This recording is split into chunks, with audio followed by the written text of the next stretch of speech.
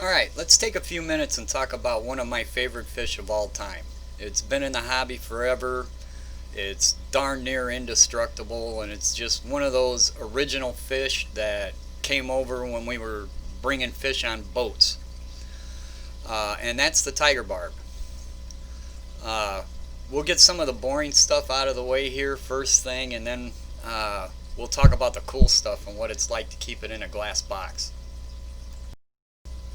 The scientific name for the tiger barb is Puntigrus tetrazona, but you'll also see Puntigrus and barbs used as well. Those were older names. Anyways, it was discovered in 1855 by Bleecker. That's the guy that the bleaker eye cichlid from Madagascar is named after. They come from, well, they're not exactly 100% sure what the native range of this fish is because it's kind of expanded. There's populations of this fish where they don't think it originally existed. There's even populations of this fish I've been hearing in Australia and a bunch of other places. But I've narrowed it down to it's like Borneo, Indonesia, Sumatra, that kind of thing.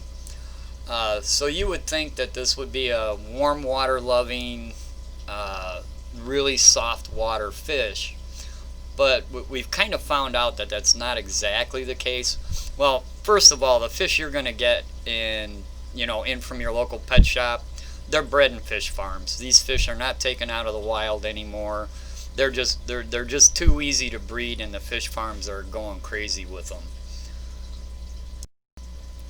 I'm not going to throw any numbers out there for pH and water hardness and anything like that. This fish, if you have what we call a fish tank, this fish will live in it just fine. It may not spawn in those conditions. If you live in the Midwest and you've got hard alkaline water, you might have a little trouble getting it to breed, but keeping it, no problem. They can handle anything. I will say, temperature wise, you can go pretty cool with these guys. You can go down into the mid 60s, but I think you should keep them somewhere around 70 to 75. They can go up into the lower 80s and as low as the upper 60s.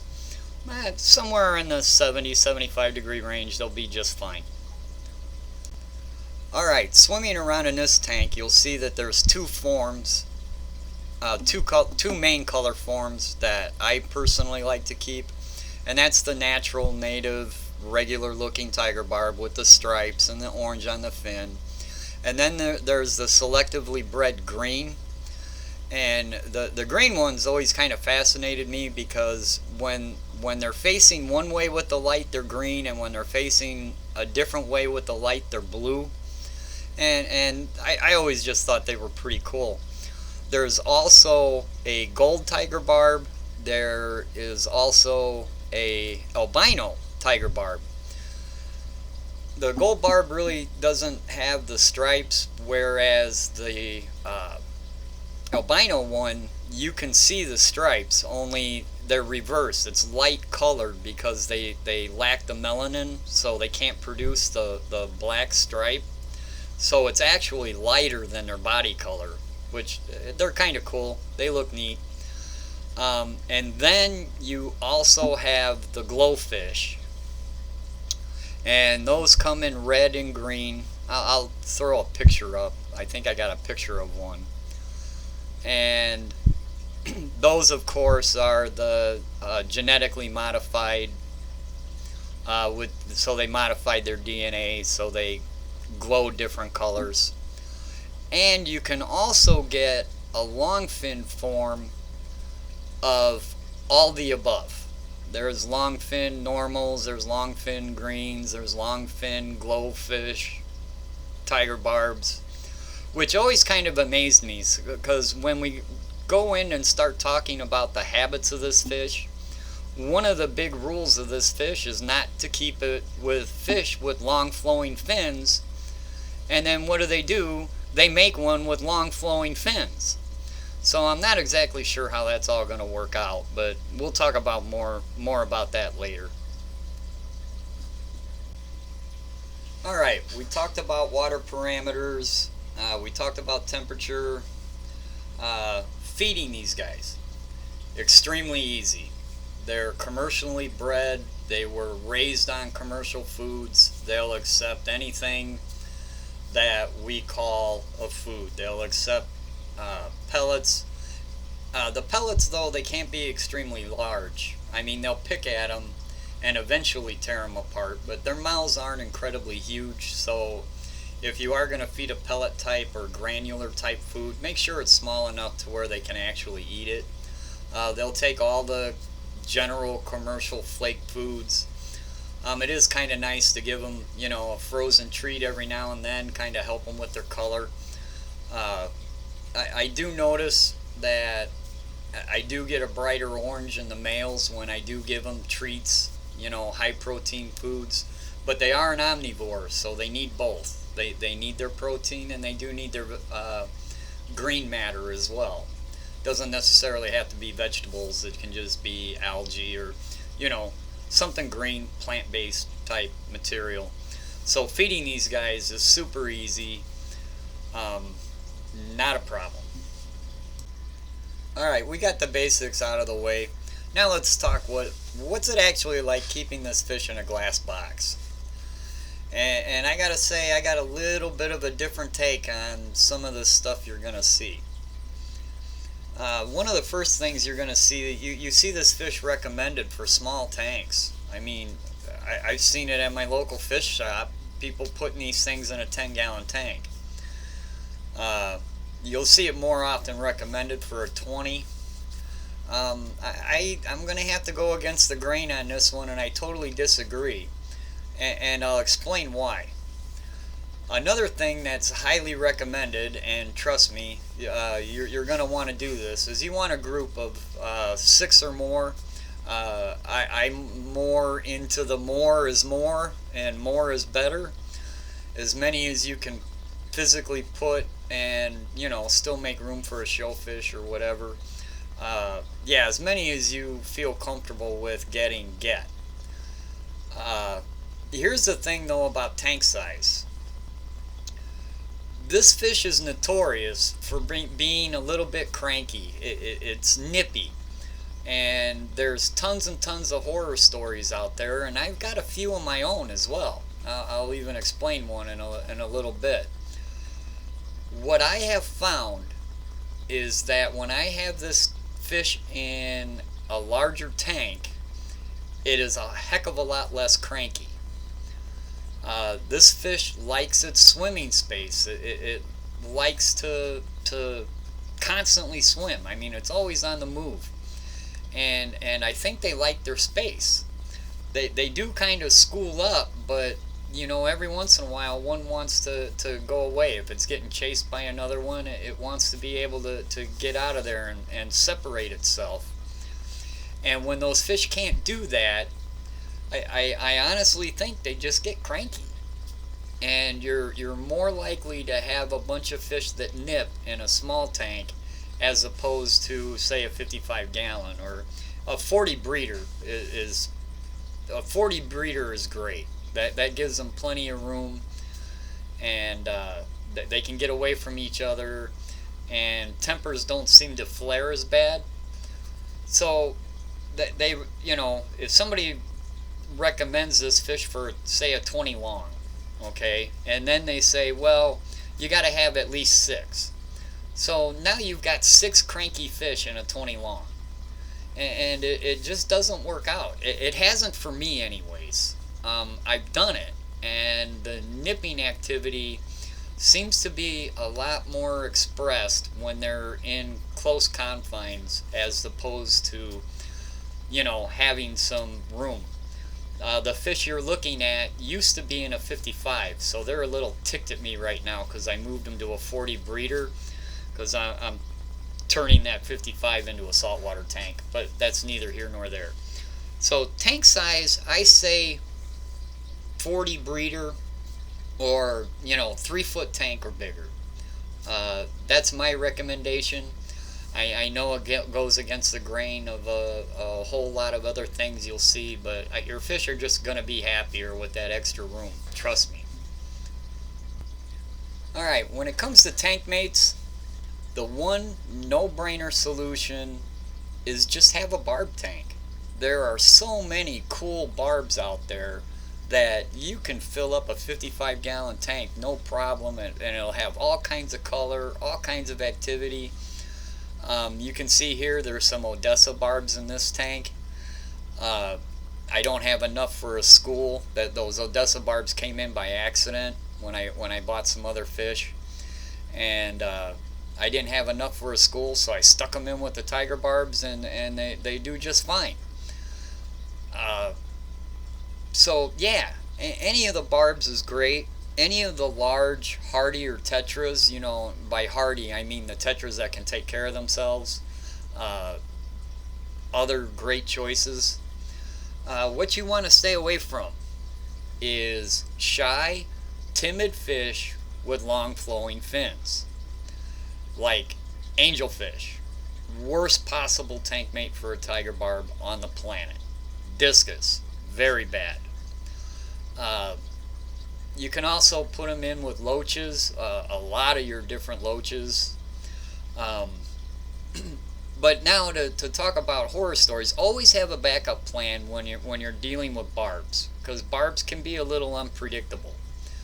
And I'll give you an example. The 55-gallon that these very fish were in, I was also growing out a group of bala sharks that are going to go in one of my show tanks, and I was also growing out 2 pink-tailed chalceas.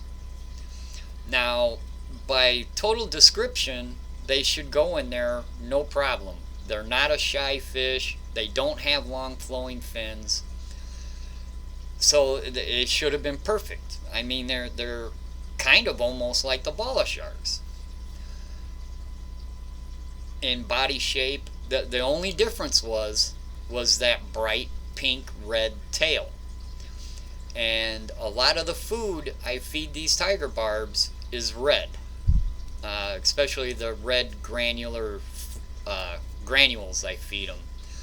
And those tiger barbs rip the tails on those 2 pink chalceas to shreds in just a matter of like 2 days. I mean, just non-stop nipping at the tail and wouldn't leave them alone. Luckily I got them out, and yeah, the pink tails are fine. They grew back, no problem. So when it comes to tank mates and barbs, always have a backup plan, because they might just, for whatever reason, they might just start going after a fish, and you won't be able to explain.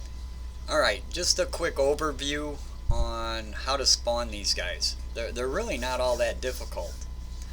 The first thing is make sure they're conditioned well, they're well fed, and they're ready to go.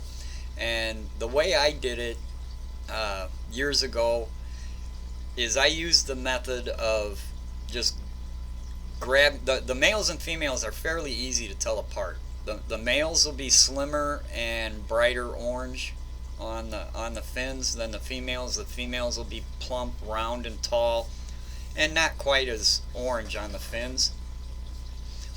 So I'd grab a couple males and 4 or 5 females, and I would put them in a breeding tank that I use the setup where you suspend egg crate up off the bottom, maybe 3 inches or so up from the bottom of the tank.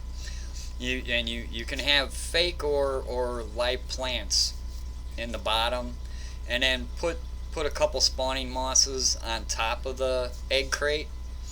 But it's got to be cut to the point where the barbs can't make it through. They can't go down the sides of it and wind up in the bottom area, or they'll eat their eggs. These guys are egg scatterers, and they do eat their eggs. So you got to be, you got to come up with a way to separate the fish from the eggs. It's pretty much that simple. So anyways, you take your couple males and your 3-4 females, Put them in that tank the night before, and they'll generally spawn in the morning. And if you're like me and you live in the Midwest and you've got them set up and they're just not spawning for you, but you can tell, your females are nice and plump, and you kind of know they kind of want to, but they're just not.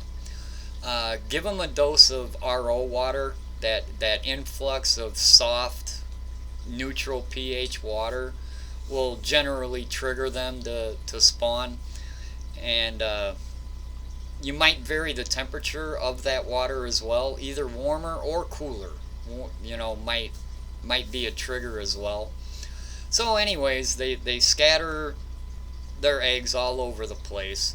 Then you take that group, put them back in your main tank. Then you can remove the egg crate, and you can either siphon the eggs out and put them in a smaller container, or you can just leave them in that tank. You just want to make sure they don't get fungused up. They'll start wiggling fairly soon. Just a couple days, you'll see wigglers in there. They're not fully developed. They're not free swimming. I think free swimming took somewhere around 5-6 days, I think. And just before I did this video, I kind of did a just quick look up to refresh my memory, because I spawned these guys years ago. And it was saying to start them out on newly hatched brine shrimp, which I disagree with, because if my memory serves me correctly, those guys were pretty small to be eating, newly hatched brine shrimp. I think I'm almost positive I started mine out with infusoria for about a week and then moved them to the newly hatched brine shrimp. But it's possible maybe my memory's playing tricks on me, but I remember these guys being kind of small when they started free swimming. So yeah, regardless, you got to give them a food that's appropriate to their size. And I remember in a week they were taking the baby brine shrimp, and they grow fairly quickly. I cranked the temperature up on them to like 78 when they were developing fry, and they grew fairly quickly. So that's about it. So a quick recap. Temperature range, mid 60s to mid 80s, but preferably somewhere in the 70 to 75 range, probably perfect for them. All the other water parameters really don't matter as long as they're within reason. They'll eat any prepared live food. The only thing you gotta watch is tank mates, and make sure you have a backup plan with putting them in with anything. Definitely no long flowing fins. Oh, which reminds me, I did have that picture of that fish, of that glowfish with long fins. I put him in with a group of tiger barbs, and it lasted about a day and a half, and they singled him out and they beat him up, and they nipped his fins pretty heavy and hard, and I had to separate them. So I don't know if it's because the glowfish are weaker than the normal strains, or just having a tiger barb with long flowing fins is probably not a good idea.